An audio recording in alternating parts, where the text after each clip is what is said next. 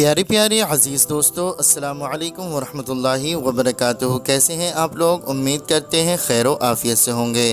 اللہ تبارک و تعالی آپ کو خوش رکھے، شاد رکھے، آباد رکھے۔ پیارے دوستو، آج کی اس ویڈیو میں ہم آپ کو بتانے والے ہیں سورہ یاسین شریف پڑھنے اور سننے کے فائدے۔ پیارے دوستو، اگر آپ روزانہ سورہ یاسین شریف کو پڑھنے اور سننے کا ایک معمول بنا لیتے ہیں اور ایک ورد بنا لیتے ہیں، روزانہ پڑھنے کا، صبح میں یا شام میں یا جس وقت آپ کو ٹائم ملے اس وقت پڑھنے کا، تو پیارے دوستو اللہ تبارک و تعالی آپ کی دعاؤں کو قبول فرما لے گا، آپ کی حاجتوں کو پورا فرما دے گا۔ پیارے دوستو، سورہ یاسین شریف کو قرآن مجید کا دل کہتے ہیں، اور قرآن مجید کا جو دل ہے سورہ یاسین شریف، اس کی بہت بڑی فضیلتیں ہیں، بے شمار اس کی برکتیں ہیں۔ اگر آپ کسی بھی حاجت کے لیے، کسی بھی پریشانی کے لیے، کاروبار میں برکت کے لیے، گھر سے تنگ دستی کے لیے، یا آپ کسی بھی مصیبت کو دور کرنے کے لیے، پریشانیوں کو دور کرنے کے لیے اگر آپ اس کو روزانہ پڑھنے اور سننے کا ایک معمول بنا لیتے ہیں، تو انشاءاللہ تبارک و تعالی جب آپ اللہ رب العزت کی بارگاہ میں دعا کریں گے، اللہ رب العزت ان دعاؤں کو قبول فرما لے گا، آپ کے گھر سے تمام پریشانیاں ختم ہو جائیں گی۔ پیارے دوستو، یہ وظیفہ، یہ عمل بزرگوں کا بتایا ہوا ہے، اور ہزاروں لوگوں نے سورہ یاسین کا عمل کر کے، وظیفہ کر کے فائدہ حاصل کیا ہے۔ تو میں آپ لوگوں سے بھی گزارش کرتا ہوں کہ آپ لوگ بھی سورہ یاسین شریف پڑھا کریں۔ پیارے دوستو، آئیے ہم آپ کو سورہ یاسین شریف سنانے سے پہلے ہم آپ کو حدیث شریف سنا دیتے ہیں۔ حضرت انس بن مالک رضی اللہ تعالیٰ عنہ سے روایت ہے کہ سرکار دو عالم صلی اللہ تعالیٰ علیہ وسلم نے ارشاد فرمایا،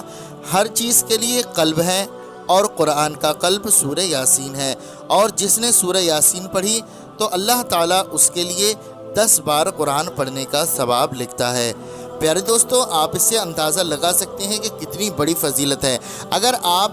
ایک مرتبہ سورہ یاسین شریف پڑھتے ہیں تو اللہ تبارک و تعالی آپ کو 10 قرآن مجید پڑھنے کا ثواب عطا فرماتا ہے۔ اور اس کے ساتھ ساتھ ہم آپ کو بتاتے ہیں،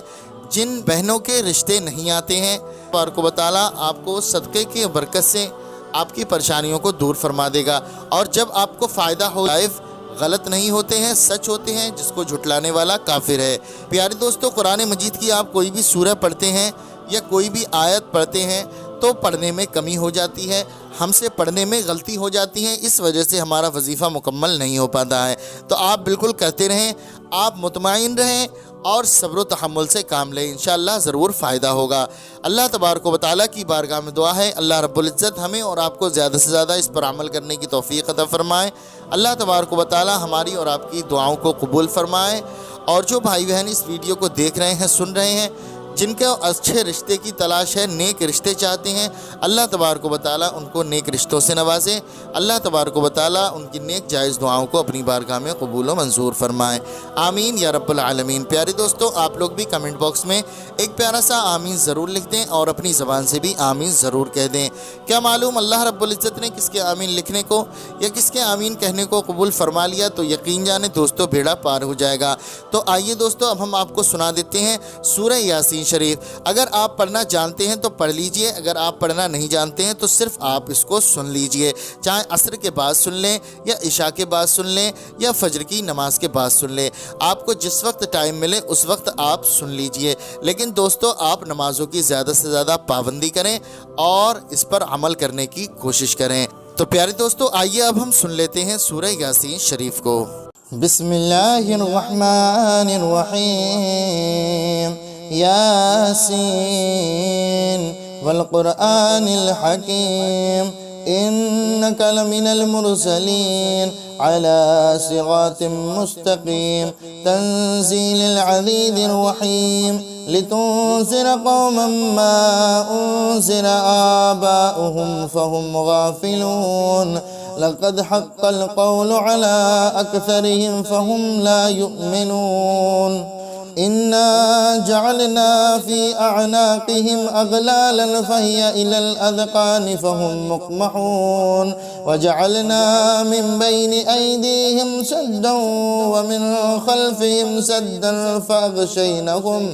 فأغشيناهم فهم لا يبصرون وسواء عليهم أأنذرتهم أم لم تنذرهم لا يؤمنون إنما تنذر من اتبع الذكر وخشي الرحمن بالغيب فبشره بمغفرة وأجر كريم إنا نحن نحيي الموتى ونكتب ما قدموا وآثارهم وكل شيء أحصيناه في إمام مبين واضرب لهم مثلا أصحاب القرية إذ جاءها المرسلون إذ أرسلنا إليهم اثنين فكذبوهما فعززنا بثالث قالوا إنا إليكم مرسلون قالوا ما أنتم إلا بشر مثلنا وما أنزل الرحمن من شيء إن أنتم إلا تكذبون قالوا ربنا يعلم إنا إليكم لمرسلون وما علينا إلا البلاغ المبين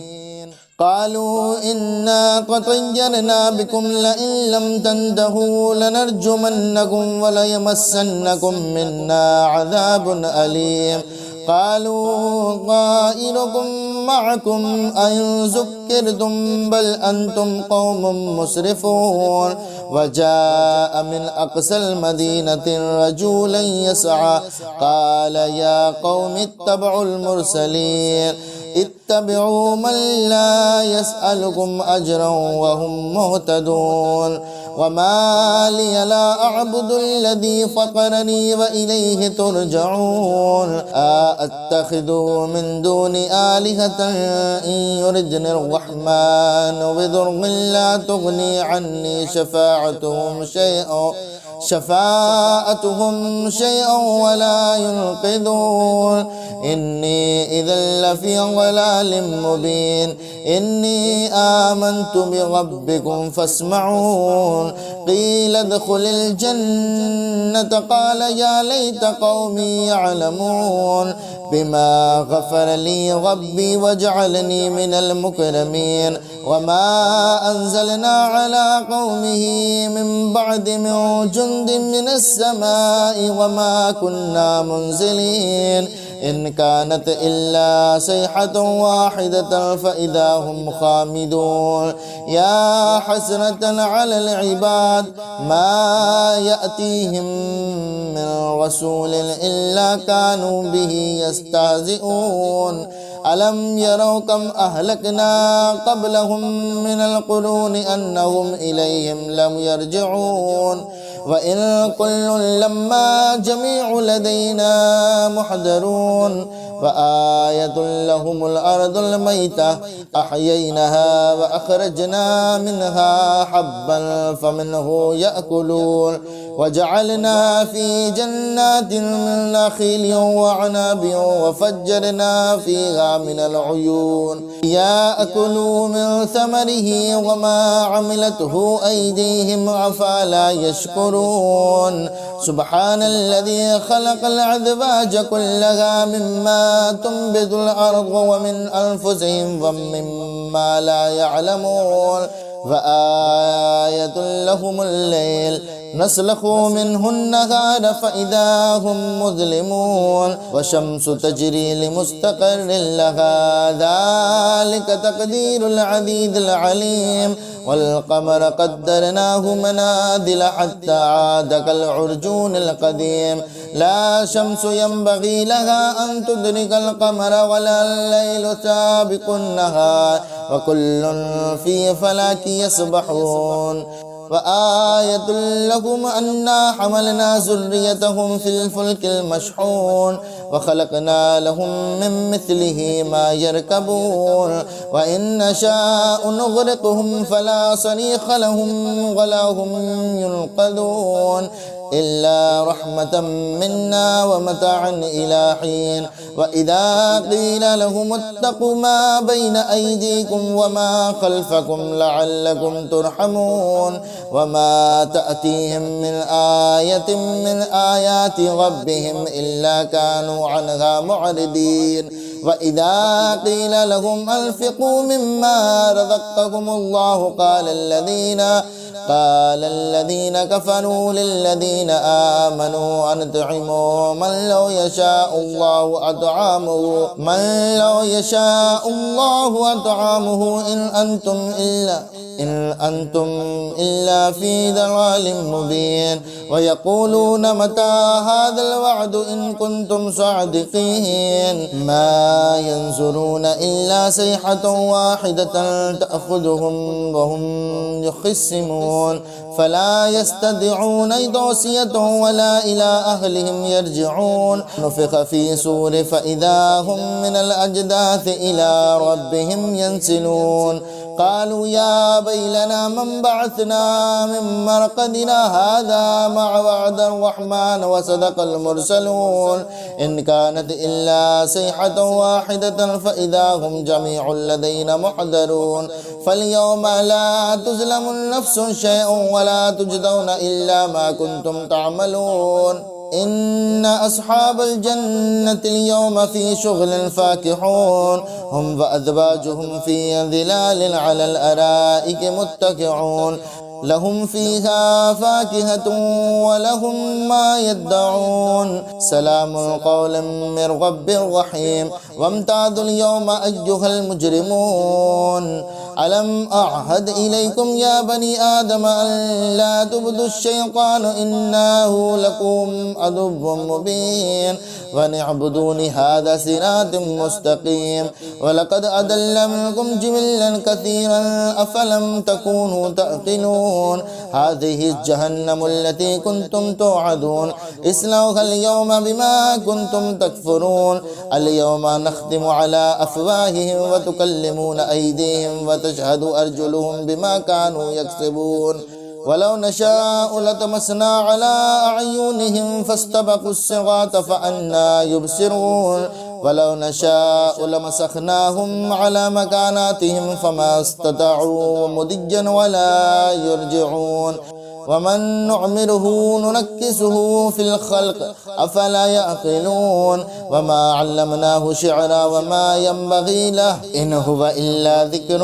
وقرآن مبين لينذر من كان حجا ويحق القول على الكافرين أولم يروا أنا خلقنا لهم مما عملت أيدينا أنعاما فهم لها مالكون وزللناها لهم فمنها ركوبهم ومنها يأكلون ولهم فيها منافع ومشارب أفلا يشكرون واتخذوا من دون الله آلهة لعلهم ينصرون لا يستطيعون نصرهم وهم لهم جند محضرون فلا يحزنك قولهم إنا نعلم ما يسرون وما يعلنون أولم ير الإنسان أنا خلقناهم من نطفة فإذا هم خصيم مبين واضرب لنا مثلا ونسي خلقه قال من يحيي العظام وهي رميم قل يحييها الذي أنشأها أول مرة وهو بكل خلق عليم الذي جعل لكم من شجر الأخضر نارا فإذا أنتم منه توقدون أوليس الذي خلق السماوات والأرض بقادر على أن يخلق مثلهم بلى وهو الخلاق العليم إنما أمره إذا أراد شيئا أن يقول له كن فيكون فسبحان الذي بيده ملكوت كل شيء وإليه ترجعون بسم الله الرحمن الرحيم ياسين والقرآن الحكيم إنك لمن المرسلين على صراط مستقيم تنزيل العزيز الرحيم لتنذر قوما ما أنذر آباؤهم فهم غافلون لقد حق القول على أكثرهم فهم لا يؤمنون إنا جعلنا في أعناقهم أغلالا فهي إلى الأذقان فهم مقمحون وجعلنا من بين أيديهم سدا ومن خلفهم سدا فأغشينهم فهم لا يبصرون وسواء عليهم أأنذرتهم أم لم تنذرهم لا يؤمنون إنما تنذر من اتبع الذكر وخشي الرحمن بالغيب فبشره بمغفرة وأجر كريم إنا نحن نحيي الموتى ونكتب ما قدموا وآثارهم وكل شيء أحصيناه في إمام مبين واضرب لهم مثلا أصحاب القرية إذ جاءها المرسلون إذ أرسلنا إليهم اثنين فكذبوهما فعززنا بثالث قالوا إنا إليكم مرسلون قالوا ما أنتم إلا بشر مثلنا وما أنزل الرحمن من شيء إن أنتم إلا تكذبون قالوا ربنا يعلم إنا إليكم لمرسلون وما علينا إلا البلاغ المبين قالوا إنا قد طيرنا بكم لئن لم تنتهوا لنرجمنكم وليمسنكم منا عذاب أليم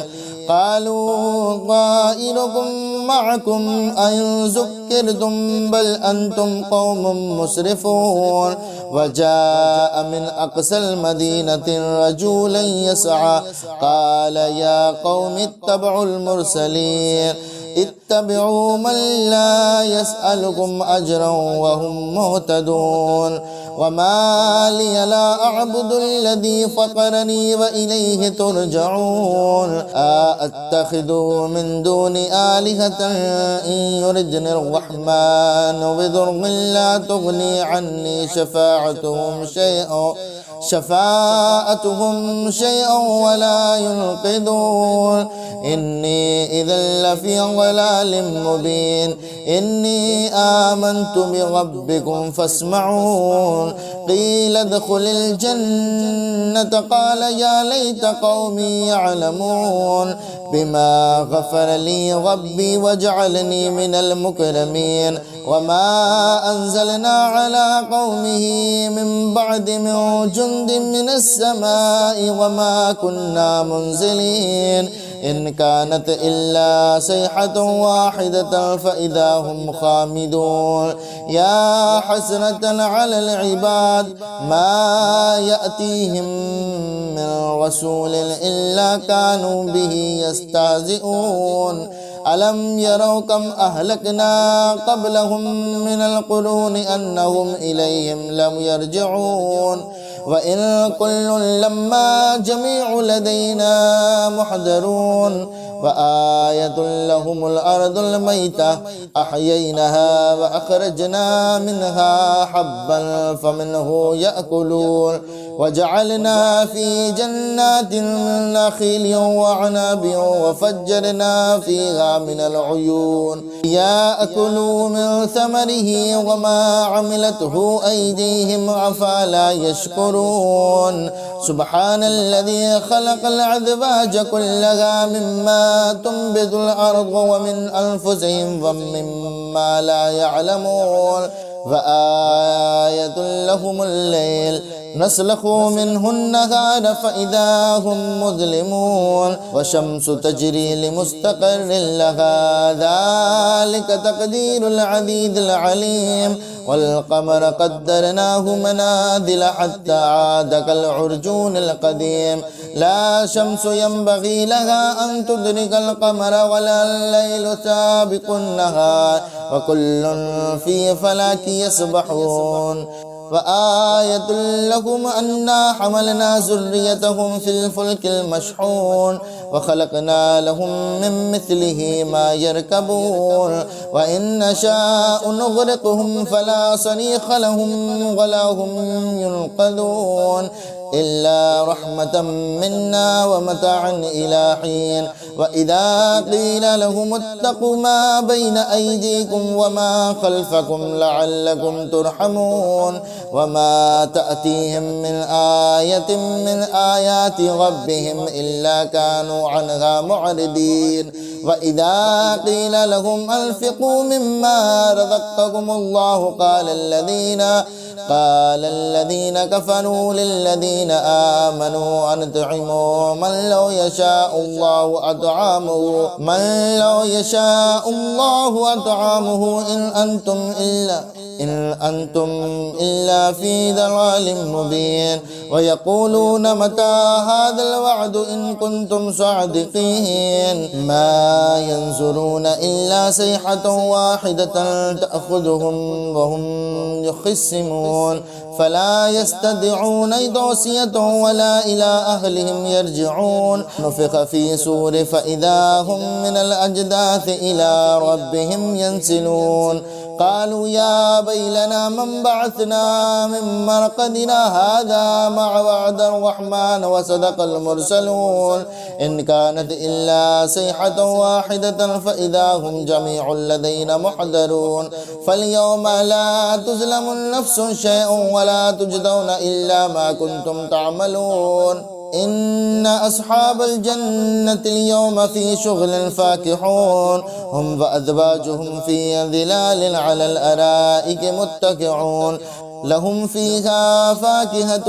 ولهم ما يدعون سلام قولا من رب رحيم وامتازوا اليوم أيها المجرمون ألم أعهد إليكم يا بني آدم أن لا تعبدوا الشيطان إنه لكم عدو مبين وأن اعبدوني هذا صراط مستقيم ولقد أضل منكم جبلا كثيرا أفلم تكونوا تعقلون هذه جهنم التي كنتم توعدون اصلوها اليوم بما كنتم تكفرون اليوم نختم على أفواههم وتكلمنا أيديهم وتشهد أرجلهم بما كانوا يكسبون ولو نشاء لطمسنا على أعينهم فاستبقوا الصراط فأنى يبصرون ولو نشاء لمسخناهم على مكاناتهم فما استطاعوا مضيا ولا يرجعون ومن نعمره ننكسه في الخلق أفلا يعقلون وما علمناه شعرا وما ينبغي له إن هو إلا ذكر وقرآن مبين لينذر من كان حجا ويحق القول على الكافرين أولم يروا أنا خلقنا لهم مما عملت أيدينا أنعاما فهم لها مالكون وزللناها لهم فمنها ركوبهم ومنها يأكلون ولهم فيها منافع ومشارب أفلا يشكرون واتخذوا من دون الله آلهة لعلهم ينصرون لا يستطيعون نصرهم وهم لهم جند محضرون فلا يحزنك قولهم إنا نعلم ما يسرون وما يعلنون أولم ير الإنسان أنا خلقناهم من نطفة فإذا هم خصيم مبين واضرب لنا مثلا ونسي خلقه قال من يحيي العظام وهي رميم قل يحييها الذي أنشأها أول مرة وهو بكل خلق عليم الذي جعل لكم من شجر الأخضر نارا فإذا أنتم منه توقدون أوليس الذي خلق السماوات والأرض بقادر على أن يخلق مثلهم بلى وهو الخلاق العليم إنما أمره إذا أراد شيئا أن يقول له كن فيكون فسبحان الذي بيده ملكوت كل شيء وإليه ترجعون بسم الله الرحمن الرحيم ياسين والقرآن الحكيم إنك لمن المرسلين على صراط مستقيم تنزيل العزيز الرحيم لتنذر قوما ما أنذر آباؤهم فهم غافلون لقد حق القول على أكثرهم فهم لا يؤمنون إنا جعلنا في أعناقهم أغلالا فهي إلى الأذقان فهم مقمحون وجعلنا من بين أيديهم سدا ومن خلفهم سدا فأغشينهم فهم لا يبصرون وسواء عليهم أأنذرتهم أم لم تنذرهم لا يؤمنون إنما تنذر من اتبع الذكر وخشي الرحمن بالغيب فبشره بمغفرة وأجر كريم إنا نحن نحيي الموتى ونكتب ما قدموا وآثارهم وكل شيء أحصيناه في إمام مبين واضرب لهم مثلا أصحاب القرية إذ جاءها المرسلون إذ أرسلنا إليهم اثنين فكذبوهما فعززنا بثالث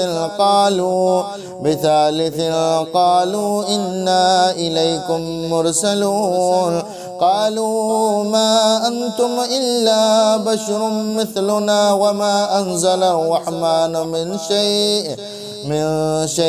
إن أنتم إلا تكذبون قالوا ربنا يعلم إنا إليكم لمرسلون وما علينا إلا البلاغ المبين قالوا إنا طيرنا بكم لئن لم تنتهوا لنرجمنكم وليمسنكم منا عذاب أليم قالوا طائركم معكم أئن ذكرتم بل أنتم قوم مسرفون وجاء من أقصى المدينة رجل يسعى قال يا قوم اتبعوا المرسلين اتبعوا من لا يسألكم أجرا وهم مهتدون وما لي لا أعبد الذي فطرني وإليه ترجعون أتخذ من دون آلهة إن يردني الرحمن بضر لا تغني عني شفاعتهم شيئا ولا ينقذون إني إذا لفي ضلال مبين إني آمنت بربكم فاسمعون قيل ادخل الجنة قال يا ليت قومي يعلمون بما غفر لي ربي وجعلني من المكرمين وما أنزلنا على قومه من بعد من جند من السماء وما كنا منزلين إن كانت إلا صيحة واحدة فإذا هم خامدون يا حسرة على العباد ما يأتيهم من رسول إلا كانوا به يستهزئون ألم يروا كم أهلكنا قبلهم من القرون أنهم إليهم لم يرجعون وإن كل لما جميع لدينا محضرون وآية لهم الأرض الميتة أحييناها وأخرجنا منها حبا فمنه يأكلون وجعلنا في جنات من نخيل وعنب وفجرنا فيها من العيون يأكلوا من ثمره وما عملته أيديهم أفلا يشكرون سبحان الذي خلق الأزواج كلها مما تنبت الأرض ومن أنفسهم ومما لا يعلمون وآية لهم الليل نسلخ منه النهار فإذا هم مظلمون والشمس تجري لمستقر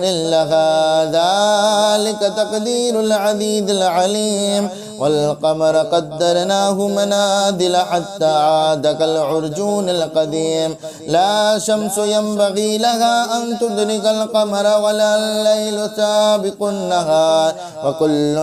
في فلك يسبحون وآية لهم أنا حملنا ذريتهم في الفلك المشحون وخلقنا لهم من مثله ما يركبون وإن نشاء نغرقهم فلا صريخ لهم ولا هم ينقذون إلا رحمة منا ومتاعا إلى حين وإذا قيل لهم اتقوا ما بين أيديكم وما خلفكم لعلكم ترحمون وما تأتيهم من آية من آيات ربهم إلا كانوا عنها معرضين وإذا قيل لهم أنفقوا مما رزقكم الله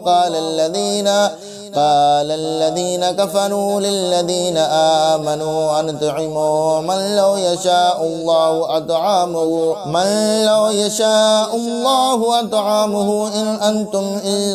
إن أنتم إلا في ضلال مبين ويقولون متى هذا الوعد إن كنتم صادقين ما ينظرون إلا صيحة واحدة تأخذهم وهم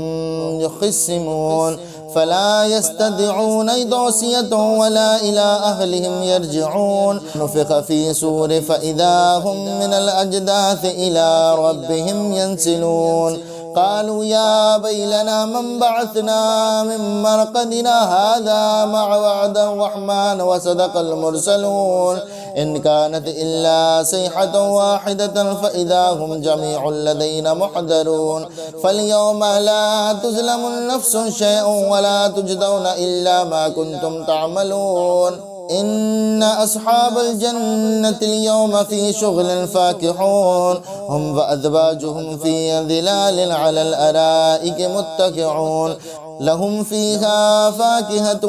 ولهم ما يدعون سلام قولا من رب رحيم وامتازوا اليوم أيها المجرمون ألم أعهد إليكم يا بني آدم أن لا تعبدوا الشيطان إنه لكم عدو مبين وأن اعبدوني هذا صراط مستقيم ولقد أضل منكم جبلا كثيرا أفلم تكونوا تعقلون هذه جهنم التي كنتم توعدون اصلوها اليوم بما كنتم تكفرون اليوم نختم على أفواههم وتكلمنا أيديهم وتشهد أرجلهم بما كانوا يكسبون ولو نشاء لطمسنا على أعينهم فاستبقوا الصراط فأنى يبصرون ولو نشاء لمسخناهم على مكاناتهم فما استطاعوا مضيا ولا يرجعون ومن نعمره ننكسه في الخلق أفلا يعقلون وما علمناه شعرا وما ينبغي له إن هو إلا ذكر وقرآن مبين لينذر من كان حيا ويحق القول على الكافرين أولم يروا أنا خلقنا لهم مما عملت أيدينا أنعاما فهم لها مالكون وزللناها لهم فمنها ركوبهم ومنها يأكلون ولهم فيها منافع ومشارب أفلا يشكرون واتخذوا من دون الله آلهة لعلهم ينصرون لا يستطيعون نصرهم وهم لهم جند محضرون فلا يحزنك قولهم إنا نعلم ما يسرون وما يعلنون أولم ير الإنسان أنا خلقناهم من نطفة فإذا هم خصيم مبين واضرب لنا مثلا ونسي خلقه قال من يحيي العظام وهي رميم قل يحييها الذي أنشأها أول مرة وهو بكل خلق عليم الذي جعل لكم من شجر الأخضر نارا فإذا أنتم منه توقدون أوليس الذي خلق السماوات والأرض بقادر على أن يخلق مثلهم بلى وهو الخلاق العليم إنما أمره إذا أراد شيئا أن يقول له كن فيكون فسبحان الذي بيده ملكوت كل شيء وإليه ترجعون بسم الله الرحمن الرحيم ياسين والقرآن الحكيم إنك لمن المرسلين على صراط مستقيم تنزيل العزيز الرحيم لتنذر قوما ما أنذر آباؤهم فهم غافلون لقد حق القول على أكثرهم فهم لا يؤمنون إنا جعلنا في أعناقهم أغلالا فهي إلى الأذقان فهم مقمحون وجعلنا من بين أيديهم سدا ومن خلفهم سدا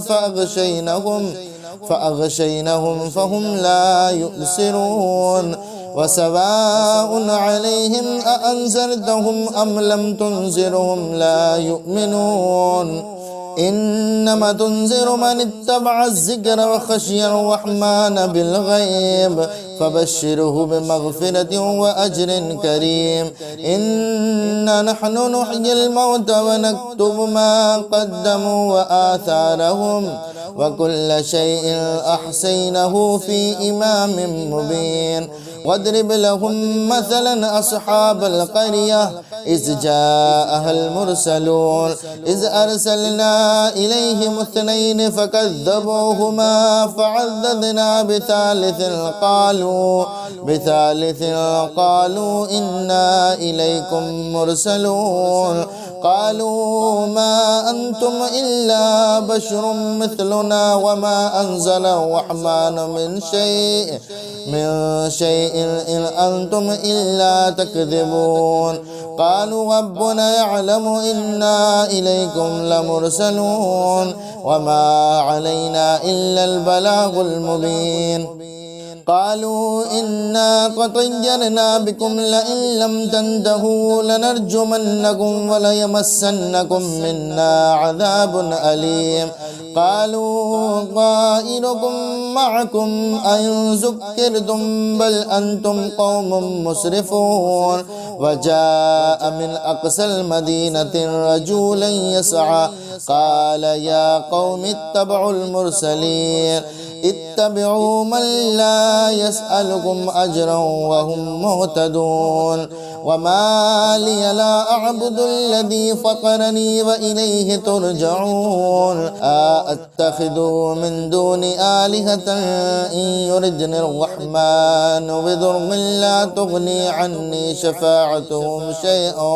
شفاعتهم شيئا ولا ينقذون إني إذا لفي ضلال مبين إني آمنت بربكم فاسمعون قيل ادخل الجنة قال يا ليت قومي يعلمون بما غفر لي ربي وجعلني من المكرمين وما أنزلنا على قومه من بعد من جند من السماء وما كنا منزلين إن كانت إلا صيحة واحدة فإذا هم خامدون يا حسرة على العباد ما يأتيهم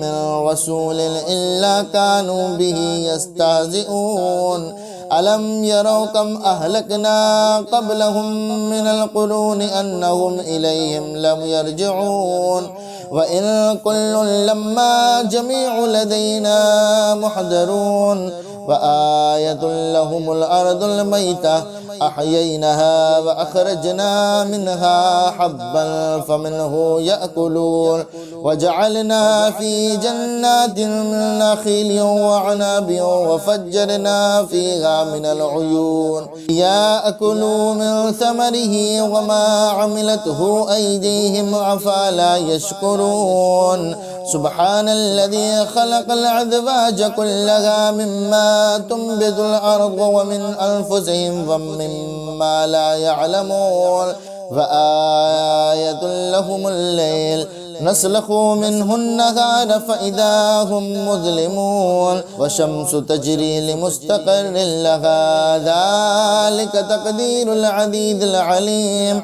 والقمر قدرناه منازل حتى عاد كالعرجون القديم لا شمس ينبغي لها أن تدرك القمر ولا الليل سابق النهار وكل في فلك يسبحون وآية لهم أنا حملنا ذريتهم في الفلك المشحون وخلقنا لهم من مثله ما يركبون وإن نشاء نغرقهم فلا صريخ لهم ولا هم ينقذون إلا رحمة منا ومتاعا إلى حين وإذا قيل لهم اتقوا ما بين أيديكم وما خلفكم لعلكم ترحمون وما تأتيهم من آية من آيات ربهم إلا كانوا عنها معرضين وإذا قيل لهم أنفقوا مما رزقكم الله قال الذين كفروا للذين آمنوا أنطعموا من لو يشاء الله أطعامه إن أنتم إلا في ضلال مبين ويقولون متى هذا الوعد إن كنتم صادقين ما ينظرون إلا صيحة واحدة تأخذهم وهم يخصمون فلا يستطيعون توصية ولا إلى أهلهم يرجعون نفخ في صور فإذا هم من الأجداث إلى ربهم ينسلون قالوا يا ويلنا من بعثنا من مرقدنا هذا مع وعد الرحمن وصدق المرسلون إن كانت إلا صيحة واحدة فإذا هم جميع لدينا محضرون فاليوم لا تظلم نفس شيئا ولا تجزون إلا ما كنتم تعملون إن أصحاب الجنة اليوم في شغل فاكهون هم وأزواجهم في ظلال على الأرائك متكئون لهم فيها فاكهة ولهم ما يدعون سلام قولا من رب رحيم وامتازوا اليوم أيها المجرمون ألم أعهد إليكم يا بني آدم أن لا تعبدوا الشيطان إنه لكم عدو مبين وأن اعبدوني هذا صراط مستقيم ولقد أضل منكم جبلا كثيرا أفلم تكونوا تعقلون هذه جهنم التي كنتم توعدون اصلوها اليوم بما كنتم تكفرون اليوم نختم على أفواههم وتكلمنا أيديهم وتشهد أرجلهم بما كانوا يكسبون ولو نشاء لطمسنا على أعينهم فاستبقوا الصراط فأنى يبصرون ولو نشاء لمسخناهم على مكاناتهم فما استطاعوا مضجا ولا يرجعون ومن نعمره ننكسه في الخلق أفلا يعقلون وما علمناه شعرا وما ينبغي له إن هو إلا ذكر وقرآن مبين لينذر من كان حجا ويحق القول على الكافرين أولم يروا أنا خلقنا لهم مما عملت أيدينا أنعاما فهم لها مالكون وزللناها لهم فمنها ركوبهم ومنها يأكلون ولهم فيها منافع ومشارب أفلا يشكرون واتخذوا من دون الله آلهة لعلهم ينصرون لا يستطيعون نصرهم وهم لهم جند محضرون فلا يحزنك قولهم إنا نعلم ما يسرون وما يعلنون أولم ير الإنسان أنا خلقناهم من نطفة فإذا هم خصيم مبين واضرب لنا مثلا ونسي خلقه قال من يحيي العظام وهي رميم قل يحييها الذي أنشأها أول مرة وهو بكل خلق عليم الذي جعل لكم من شجر الأخضر نارا فإذا أنتم منه توقدون أوليس الذي خلق السماوات والأرض بقادر على أن يخلق مثلهم بلى وهو الخلاق العليم إنما أمره إذا أراد شيئا أن يقول له كن فيكون فسبحان الذي بيده ملكوت كل شيء وإليه ترجعون بسم الله الرحمن الرحيم ياسين والقرآن الحكيم إنك لمن المرسلين على صراط مستقيم تنزيل العزيز الرحيم لتنذر قوما ما أنذر آباؤهم فهم غافلون لقد حق القول على أكثرهم فهم لا يؤمنون إنا جعلنا في أعناقهم أغلالا فهي إلى الأذقان فهم مقمحون وجعلنا من بين أيديهم سدا ومن خلفهم سدا فأغشينهم فهم لا يبصرون وسواء عليهم أأنذرتهم أم لم تنذرهم لا يؤمنون إنما تنذر من اتبع الذكر وخشي الرحمن بالغيب فبشره بمغفرة وأجر كريم إنا نحن نحيي الموتى ونكتب ما قدموا وآثارهم وكل شيء أحصيناه في إمام مبين واضرب لهم مثلا أصحاب القرية إذ جاءها المرسلون إذ أرسلنا إليهم اثنين فكذبوهما فعززنا بثالث قالوا إنا إليكم مرسلون قالوا ما أنتم إلا بشر مثلنا وما أنزل الرحمن من شيء إن أنتم إلا تكذبون قالوا ربنا يعلم إنا إليكم لمرسلون وما علينا إلا البلاغ المبين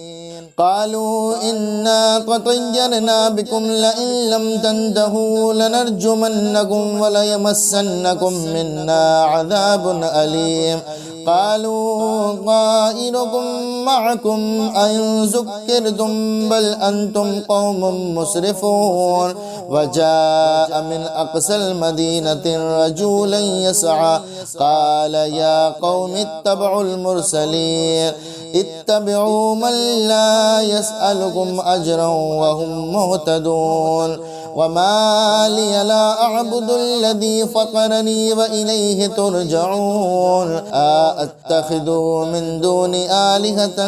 إن يردني الرحمن بضر لا تغني عني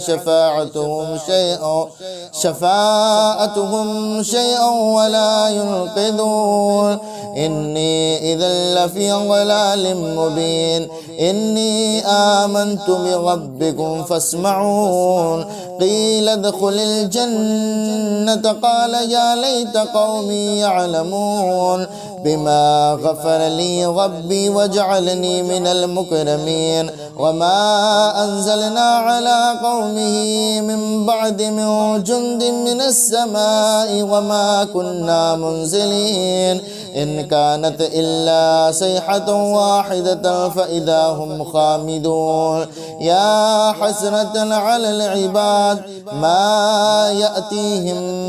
من رسول إلا كانوا به يستهزئون ألم يروا كم أهلكنا قبلهم من القرون أنهم إليهم لم يرجعون وإن كل لما جميع لدينا محضرون وآية لهم الأرض الميتة أحييناها وأخرجنا منها حبا فمنه يأكلون وجعلنا في جنات من نخيل وعنب وفجرنا فيها من العيون يأكلوا من ثمره وما عملته أيديهم أفلا يشكرون سبحان الذي خلق الأزواج كلها مما تنبت الأرض ومن أنفسهم ومما لا يعلمون وآية لهم الليل نسلخ منه النهار فإذا هم مظلمون والشمس تجري لمستقر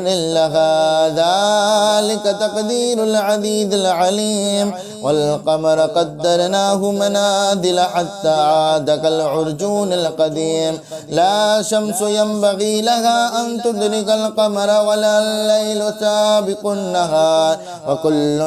في فلك يسبحون وآية لهم أنا حملنا ذريتهم في الفلك المشحون وخلقنا لهم من مثله ما يركبون وإن نشاء نغرقهم فلا صريخ لهم ولا هم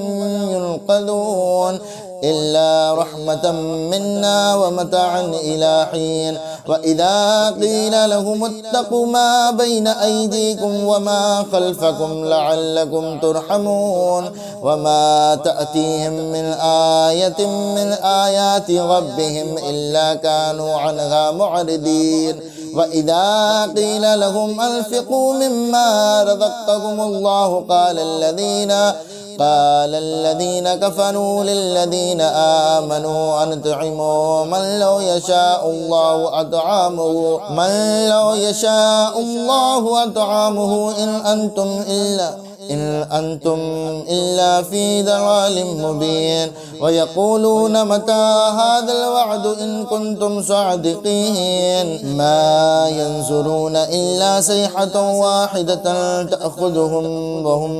يخصمون فلا يستطيعون توصية ولا إلى أهلهم يرجعون نفخ في صور فإذا هم من الأجداث إلى ربهم ينسلون قالوا يا ويلنا من بعثنا من مرقدنا هذا ما وعد الرحمن وصدق المرسلون إن كانت إلا صيحة واحدة فإذا هم جميع لدينا محضرون فاليوم لا تظلم نفس شيئا ولا تجزون إلا ما كنتم تعملون إن أصحاب الجنة اليوم في شغل فاكهون هم وأزواجهم في ظلال على الأرائك متكئون لهم فيها فاكهة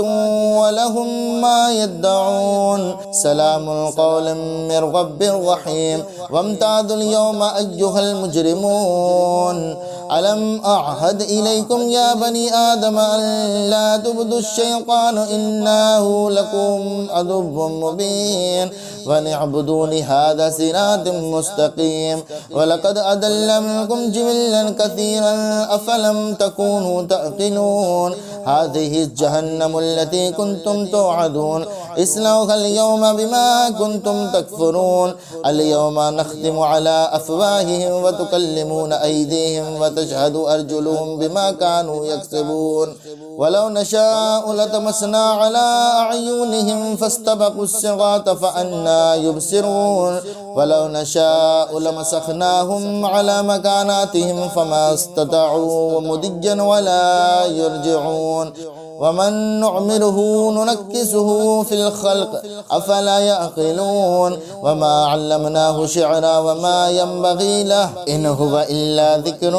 وقرآن مبين لينذر من كان حجا ويحق القول على الكافرين أولم يروا أنا خلقنا لهم مما عملت أيدينا أنعاما فهم لها مالكون وزللناها لهم فمنها ركوبهم ومنها يأكلون ولهم فيها منافع ومشارب أفلا يشكرون واتخذوا من دون الله آلهة لعلهم ينصرون لا يستطيعون نصرهم وهم لهم جند محضرون فلا يحزنك قولهم إنا نعلم ما يسرون وما يعلنون أولم ير الإنسان أنا خلقناهم من نطفة فإذا هم خصيم مبين واضرب لنا مثلا ونسي خلقه قال من يحيي العظام وهي رميم قل يحييها الذي أنشأها أول مرة